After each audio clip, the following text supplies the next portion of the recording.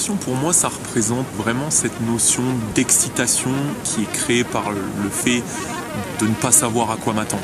On a le choix en fait, on peut ouvrir des lignes engagées, on peut ouvrir des lignes exposées, on peut ouvrir des lignes esthétiques. Pour moi, elle emmène un côté presque artistique dans une activité de montagne qui est plutôt associée à du sport d'habitude. Il y en a un dédié, je veux dire, à la clé qui a priori est celui qu'on manipule. Il y a un sentier qui part grosso modo d'ici, qui traverse là. Tu veux, moi je suis allé grimper là. J'ai fait ce tour là. Ok. Le seul encaissement sur ce ruisseau, il est en fait sous la route là. Ok.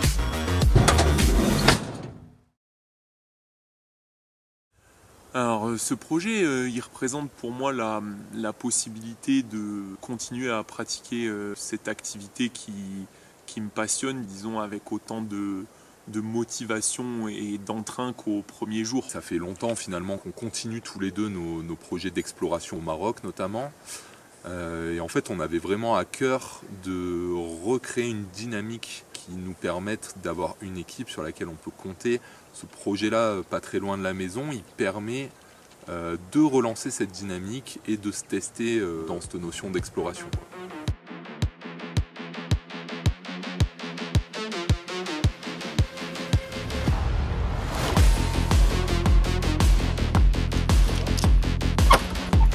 Allez la suite parentale mon gars. La gazelle là, ouais.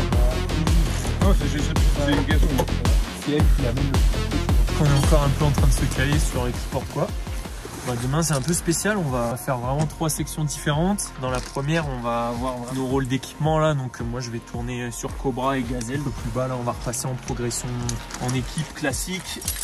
Et on va essayer de tester un peu nos techniques d'amarrage largable sur la partie basse du canyon. La première ma gueule.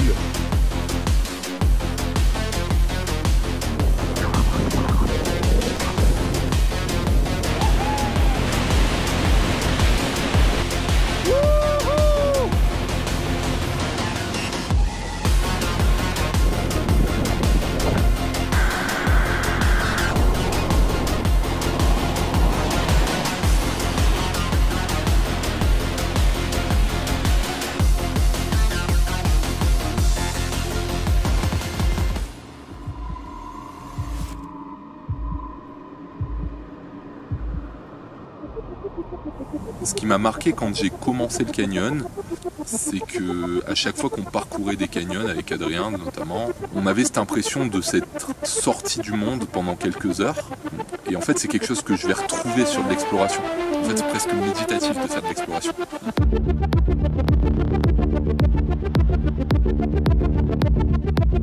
Moi, ce qui m'a plu dans ce projet, c'est vraiment cette idée d'avoir parcouru des massifs qu'on connaît, qui sont proches de la maison, en se demandant qu'est-ce qui pourrait être intéressant d'aller faire, qui n'est pas dans le répertoire classique. Là, c'est juste on s'est fié à nous, notre observation, pour se dire là-bas, ça peut valoir le coup. Et après, on s'est donné les moyens d'y aller, que ce soit par la prise d'informations, en se préparant à ne rien trouver du tout dans le canyon.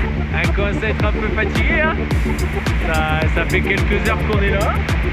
Mais on y est presque, hein. On a bientôt fini cette descente intégrale. Sacré projet quand même, bien chouette. Et là on fait les sangliers dans la forêt. L'exploration pour moi c'est l'inconnu, c'est un côté un peu mystérieux. On a quand même pas mal d'outils aujourd'hui qui nous permettent de lever certaines interrogations. Mais en tout cas tant qu'on n'est pas dedans, il reste toute une part de mystère et de questions. C'est cette petite adrénaline en plus qu'on n'a pas, en tout cas qu'on a moins quand on va sur quelque chose qui a déjà été fait. La problématique n'est pas tant d'être forcément le premier à être passé, mais vraiment d'avoir un travail de recherche, de préparation, d'organisation, de repérage, de compétences annexes qui viennent d'autres activités, et notamment de celle de la montagne.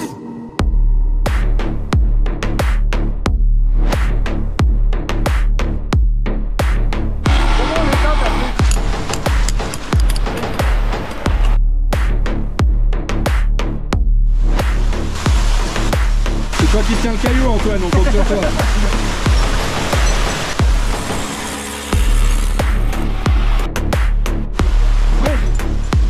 En espagnol.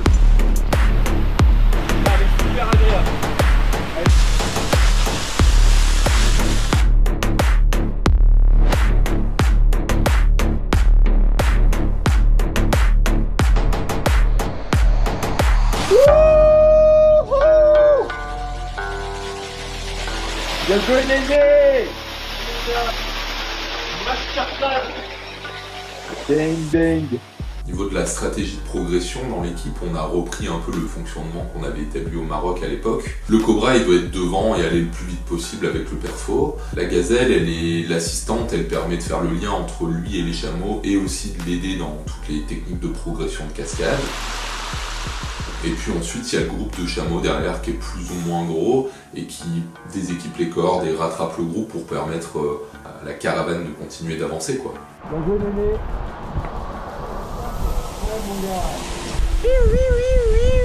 C'est chouette. Content, c'est chouette. C'est chouette, t'as du cacadené. Ah, vas-y, mets-le.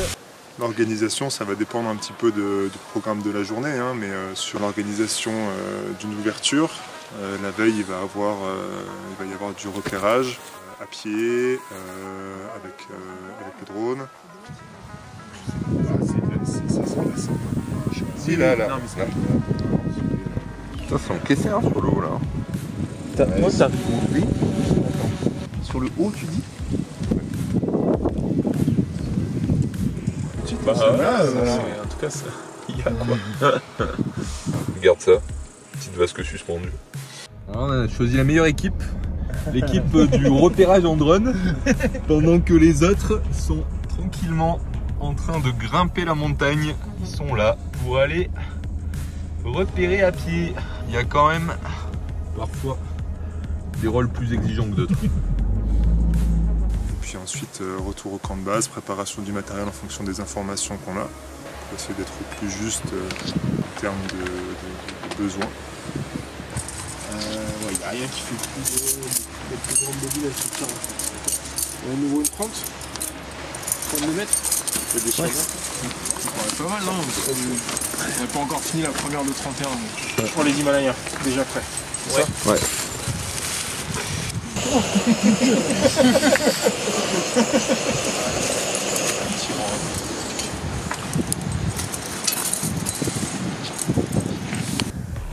Voilà, après l'organisation est plutôt bien rodée.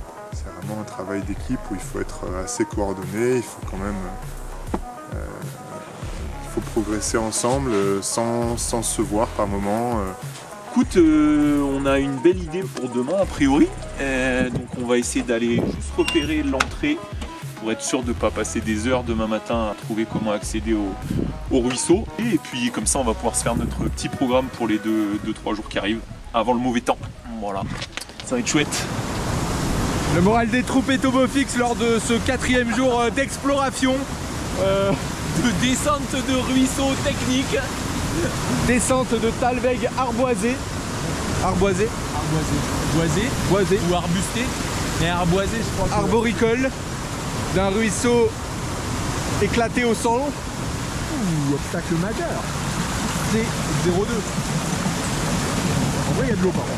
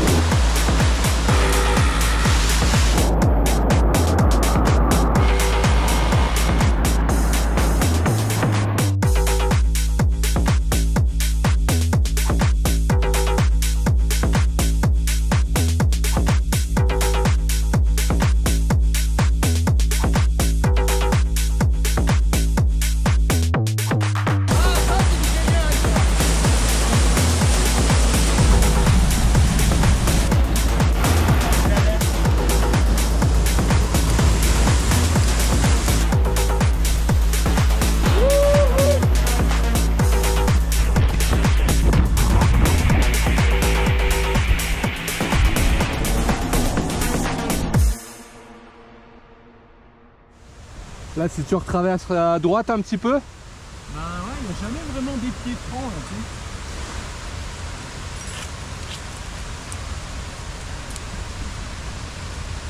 Bon, désolé, ça avait l'air plus couché que ça.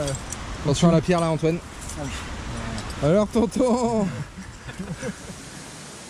Alors pour moi, l'engagement de façon générale, c'est la capacité qu'on a à évaluer et accepter un certain risque, ou un certain danger en tout cas. Dans cette expédition, clairement, le choix de parcourir des canyons de montagne, de début de haute montagne, disons, fait qu'on s'expose clairement à des choses qu'on retrouve beaucoup moins dans des canyons sportifs aseptisés, notamment les chutes de pierre, la qualité de la roche. Il y a un risque objectif qu'on ne peut pas maîtriser et qu'on ne peut pas contrôler par nos techniques et par notre approche de l'activité. Tout le jeu, et ce que je trouve intéressant dans la notion d'engagement, c'est la construction et la gestion de ce risque pour que ça devienne tolérable. C'est-à-dire tout le travail de préparation, que ce soit l'enseignement technique, le bagage technique avec lequel on arrive, et l'anticipation avant les situations de ce à quoi on peut être confronté pour avoir les outils à notre disposition pour y répondre. Et alors demain, on essaye d'aller repérer l'entrée de notre projet principal. Et pour ça, on a besoin de faire appel à nos talents d'alpinistes pour repérer une petite marge d'approche depuis en bas. Parce qu'au début, on comptait partir depuis le glacier pour descendre dedans. Et en fait, il a commencé à neiger. Et du coup, on est un peu inquiet de l'accessibilité par le haut. Donc on va aller se trouver un petit truc, un petit chemin pour essayer de grimper depuis la vallée. Voilà, donc affaire à suivre. La journée va être dédiée à ça. Et si on trouve après-demain, ben go. Okay. Quand on arrive par ici, on ne peut pas rester sur ce triangle-là. Si on reste là-dessus, là pour le coup, on va heurter, voilà, on va heurter la barre. A priori, ça n'a pas d'intérêt. Donc cette première partie-là, qu'on la remonte dans la fissure ou qu'on la contourne par là, a priori, c'est jouable. Là, on a quand même une bonne végétation, on doit pouvoir réussir à protéger un peu. Mais la journée qui a marqué un petit peu voilà, l'aventure qu'on était venu chercher ici, pour moi, c'est celle-ci. Du coup, avec la météo, on n'a pas pu partir d'en haut comme c'était prévu et il a fallu trouver un moyen d'ouvrir un accès depuis le bas.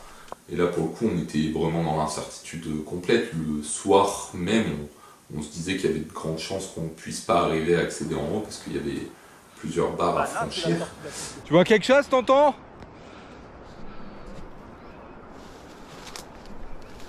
Bon, c'est tout autant végétalisé que dans sa traversée là en dessous. Allez, écoute, nous on avait repéré la faille. La faille, ça passe sans problème. Et niveau expo, c'est comment? Demande Kevin. Bon, là pour l'instant, on n'a pas pris la partie. Non, là pour l'instant, c'est tranquille. Ok, on est là dans 2 minutes. Et du coup, on a dû bon, voilà, bartasser un peu dans la forêt, puis ensuite trouver les bonnes stratégies de vire pour monter jusqu'au départ. Ouais, probablement, ouais, c'est ça. Ouais, donc on a encore 150 mètres en dessous. Ouais, il y a 150 mètres de dénive pour 2 cascades. Par contre, ce qui est sûr, c'est que là, en se mettant sur arbre, ouais, on rejoint. Voilà, ouais. C'était le point de dire, en tout cas, on peut rentrer d'ici, ça c'est pas beaucoup. Hein. Là, ça peut l'air plus facile ici. Non, parce qu'après, enfin en tout cas, j'y suis allé, et après là, pour le coup, c'est des dalles en rocher. D'accord. Et l'idée, c'est je de préfère prendre les marches de motte et puis revenir vers le sapin. Là, je pense que ça...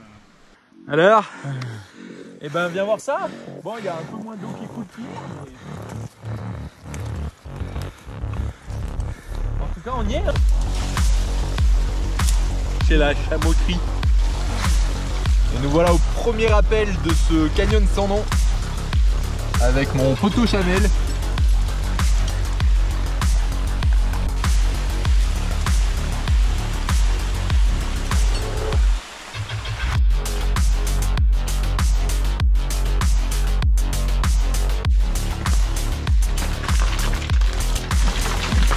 Au possible.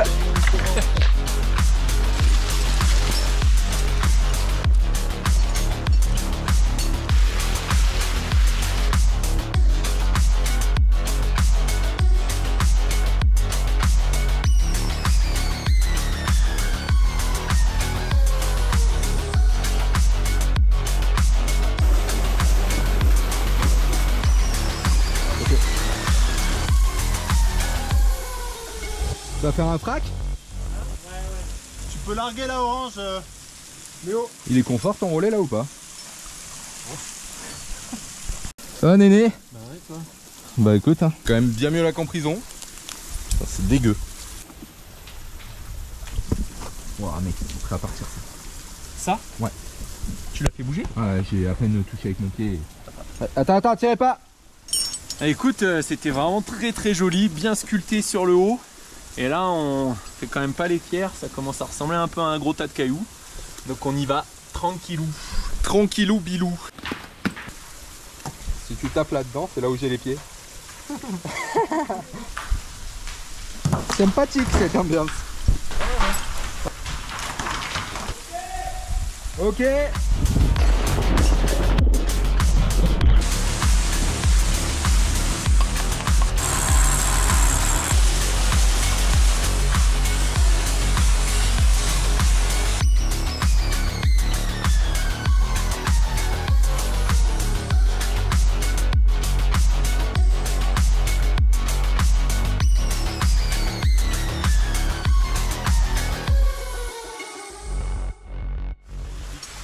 Premier essai en live de l'huile sèche. Voilà, on est en train de débrayer le copain. Et on va laisser 0 matériel. Oh Néné, tu veux ta lessive? Et ouais, ma gueule. Magnifique. Enfin, pas tous les jours des comme ça quand même. Non, la tension de l'attention est redescendue. Donc tout va bien, on est à la vol.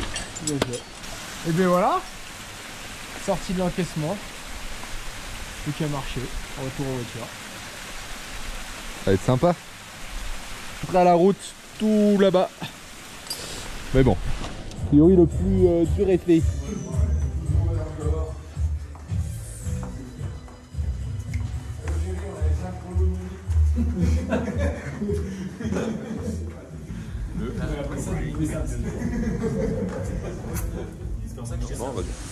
Ce qui a été aussi intéressant dans ce projet, c'est que puisqu'on est tous à un niveau technique, on va dire, au moins confirmé, enfin, on est tous professionnels de la discipline, on a pu se permettre d'aller chercher un côté exploratoire aussi dans nos techniques, aussi dans nos méthodes de descente, en testant du nouveau matériel, en testant des choses qui sont un peu à la pointe de ce qui se fait ou à la limite de ce qui peut se tolérer en termes de marge de sécurité. Donc notamment, il y a énormément de choses qui a été fait autour, qui a été essayé autour des cordes. On a testé pas mal de matériel varié sur lesquels l'équipe avait plus ou moins d'expérience. Donc ça c'était vraiment un point sur lequel on sort tous plus expérimentés, où on a l'impression d'avoir acquis des nouvelles compétences. En utilisant du matériel nouveau, donc des cordes plus light, et en me re-questionnant sur comment pratiquer autrement, avec les techniques de ghosting également, ça m'oblige à stimuler à nouveau quelque chose de l'ordre de l'apprentissage. En utilisant ce matériel, on ne peut pas se permettre de descendre comme on descend d'habitude.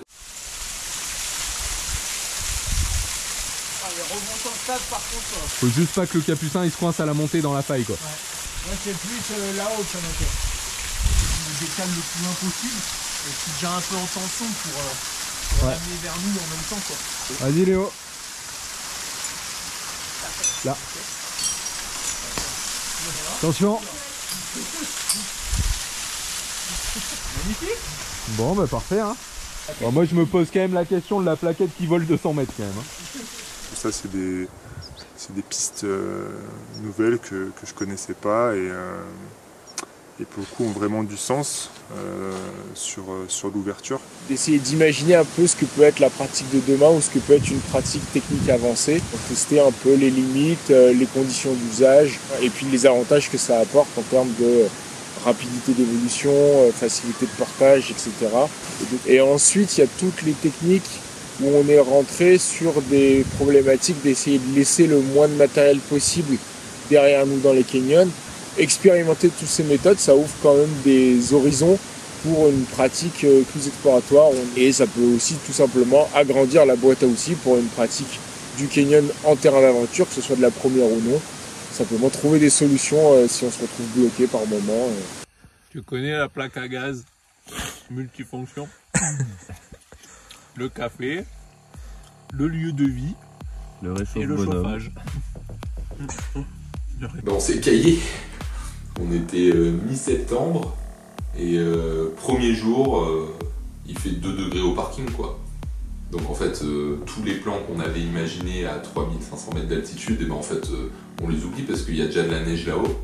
Les 2 derniers jours, on se réveillait donc aux alentours de 4h30 du matin, on avait 7 couches sur nous, on était là à faire le café au niveau d'un col où en fait il devait faire -5 dehors. Les marches d'approche dans la purée de poids, super la vue en montagne quoi, en fait on ne voyait pas à 100 mètres. Écoute, il nous reste à peu près 200 mètres de marche pour rejoindre un col et ensuite on va faire une grande descente qui est donnée en 1000 mètres. Alors après, on ne sait pas si on va faire 800, 1000 mètres de canyon, on verra bien. C'est une réouverture, dirons-nous. Elle a déjà été parcourue et on retourne voir à quoi ça ressemble.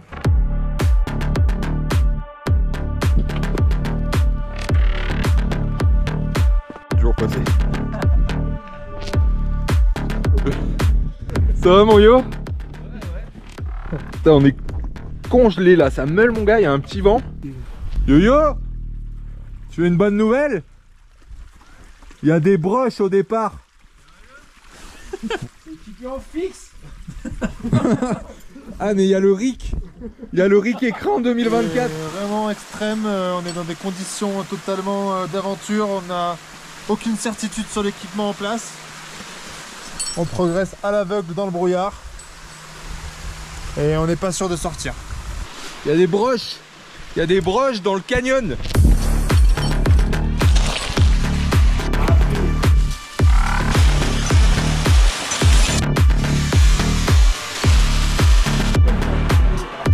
Ça va nickel.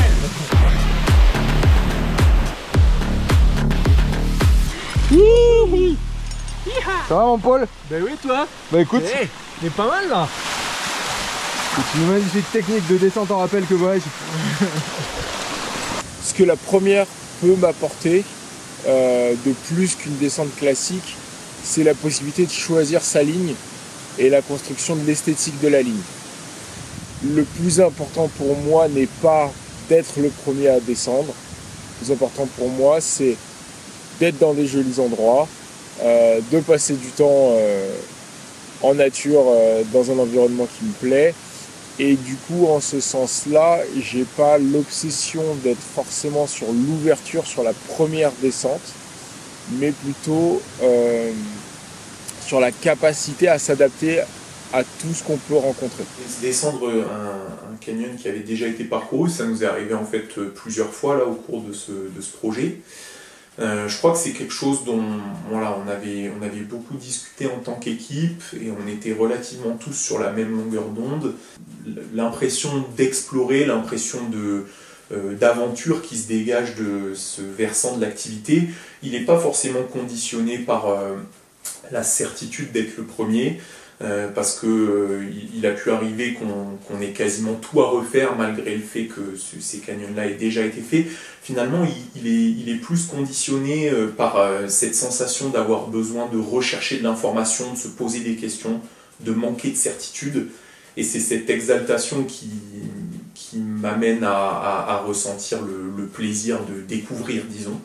Aujourd'hui, l'équipement qu'on a laissé derrière nous dans les canyons, il permet pas de descendre en tant que tel le canyon en sécurité. C'est de l'équipement qu'on pourrait appeler de première, minimaliste et qui va sûrement très mal vieillir, voire disparaître complètement. Il serait absolument dangereux que d'autres équipes puissent aller dans ce canyon-là sans prévoir de quoi faire une réouverture complète si besoin. Bon, c'est moi qui me colle à l'arrière. Allez.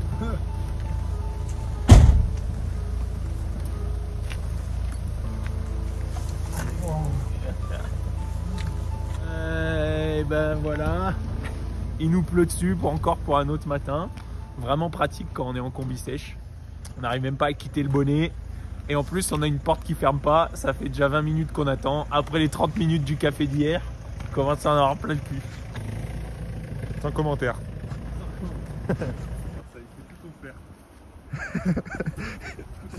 Tout à la touche mon gars. On va envoyer notre meilleur pisteur devant. Il y a plus de 250 mètres de dénivelé. On a dit ça il y a 100 mètres déjà, non? Non, j'avais dit 300. 300? On a fait que 50 mètres là? Non, mais j'ai fait une erreur de 50 mètres, je pense. C'est pas cool les erreurs de 50 mètres. Là, il y a encore 100 mètres pour aller sur le bras qu'on voyait qu'on voulait viser sur carte. Oui. Ça peut être juste 1, 2, et là c'est celui-là en fait. La fameuse cascade qui est sur l'hygiène là, c'est bon, tu peux pas descendre autrement que là. C'est cascade, mais c'est assez large, assez ouvert. Si on peut casser la voie, je pense que ce sera plus joli. En tout cas, ça nous entraîne pour l'Islande là.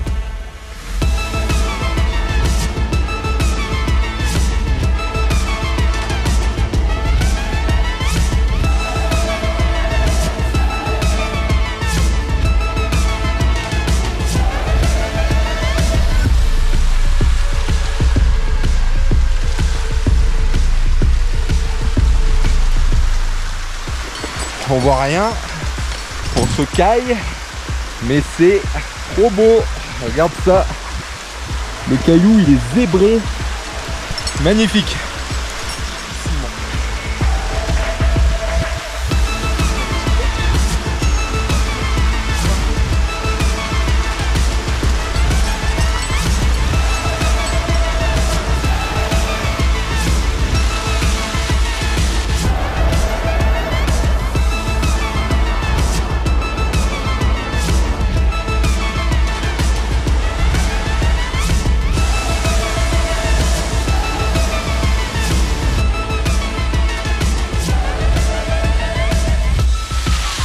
C'est joli, on est pas mal là.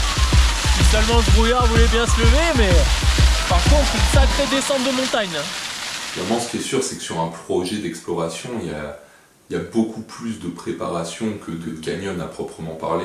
On a tendance à imaginer que quand on fait de l'explo, c'est toujours rigolo, et en fait, pour pouvoir aujourd'hui trouver des canyons à explorer, c'est des heures de cartographie, des repérages, de la marche en forêt, du drone.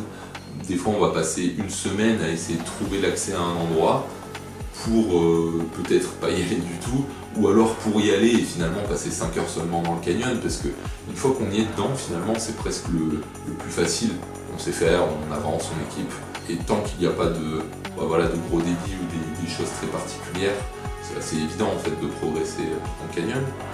C'est vrai qu'il y a une grosse partie de travail pour le peu de plaisir qu'on va pouvoir prendre sur place.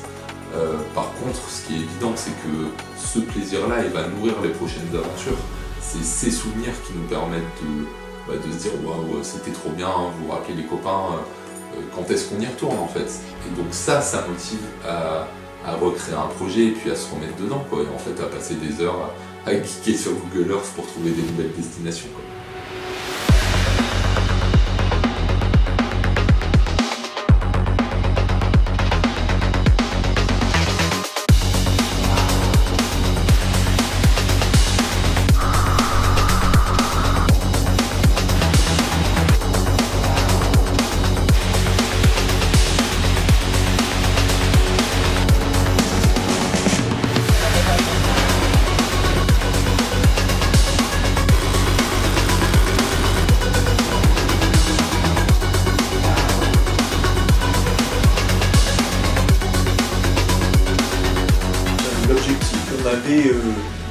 Autour de cette expédition, c'était d'abord de se recréer une équipe avec laquelle on aimerait pouvoir reprendre une dynamique de projet plus régulière. Ce volet-là, ça a été une complète réussite. On a aujourd'hui réussi à partager quelque chose de fort avec ce groupe.